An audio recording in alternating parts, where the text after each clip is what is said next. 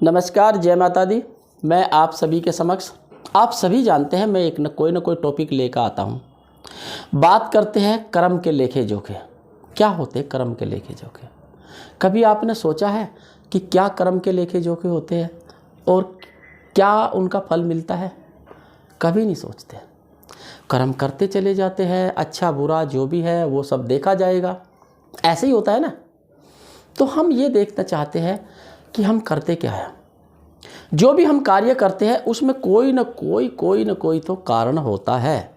बिना कारण के आप कोई कार्य नहीं कर सकते।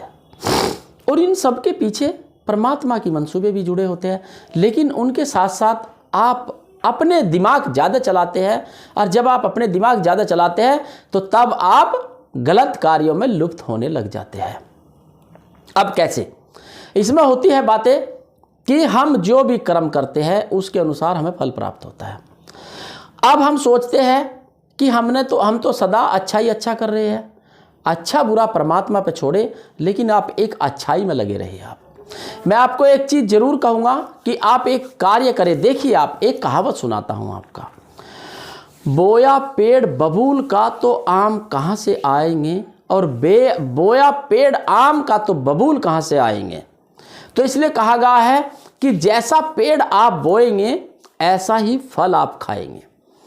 यानी आम का पेड़ बोएंगे तो आम खाएंगे आप, और बबूल का पेड़ बोएंगे तो कांटे खाएंगे आप, क्योंकि बबूल के पेड़ पर कांटे आते हैं, इसके अलावा कोई फल नहीं आता बबूल के पेड़ पर। ये ध्यान रखना। तो इसीलिए कहा गया है अच्छे कर्म करें। कर्म क्या होता है? कर्म ये नहीं होता कि आप घर द्वार छोड़ के कहीं सत्संगी बन जाइए, ये कर्म नहीं होता। सबसे पहला कर्म होता है अपने परिवार को अच्छे से रखे, अच्छे से चलाए, अच्छे से जीवन यापन करें आप। फिर आपके पास अगर थोड़ी सी संपत्ति या थोड़ी सी धन है तो आप सेवा में लगाइए आप, और आप अपनी कमाई का कुछ प्रतिशत हिस्सा आप जरूर सेवा में लगाइए। विवाह करें गरीब कन्याओं का, गरीब बच्चों को पढ़ाए, रोजगार जैसी सुविधा करे बच्चों की, और दूसरा हो सकता है तो अन्नदान करें, अनाज यानी कि खाना खिलाए। और अगर वर्ध घर में है, सबसे पहले अपने घर के वर्दों की सेवा करें, माता पिता बड़े बुजुर्ग की सेवा करें। दूसरे नंबर पे आपको करना है कि जो भी बड़े बुजुर्ग हैं उनको आश्रम में जाइए, आप वहाँ जाकर सेवा कीजिए। जितने भी आपके जान पहचान में लगते हैं कि हाँ मैं कोई सेवा कर सकता हूँ, सबको साथ लेकर के सेवा करें।